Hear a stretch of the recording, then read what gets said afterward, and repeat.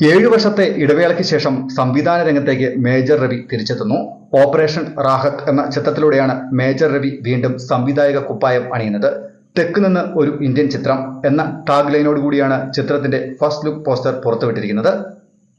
Krishnakumar K തിരക്കഥ ഒരുക്കുന്ന ചിത്രം നിർമ്മിക്കുന്നത് പ്രസിഡൻഷ്യൽ മൂവീസ് ഇന്റർനാഷണലിന്റെ ബാനറിൽ ആഷ്ലിൻ മേരി ജോയിയാണ്.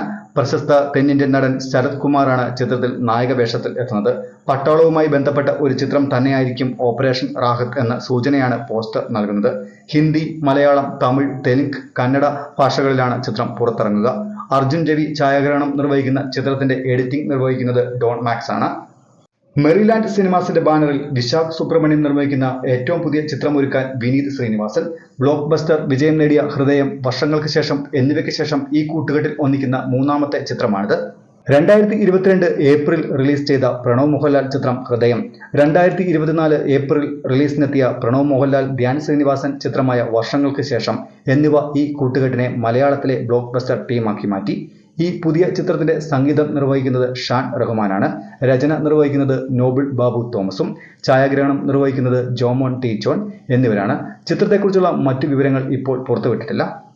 സിനിമാ ലോകത്തെ പുത്തൻ വാർത്തകൾക്കും വിശേഷങ്ങൾക്കുമായി ഈ ചാനൽ സബ്സ്ക്രൈബ് ചെയ്യുക. മറ്റൊരു വീഡിയോയുമായി വീണ്ടും കാണാം. നന്ദി.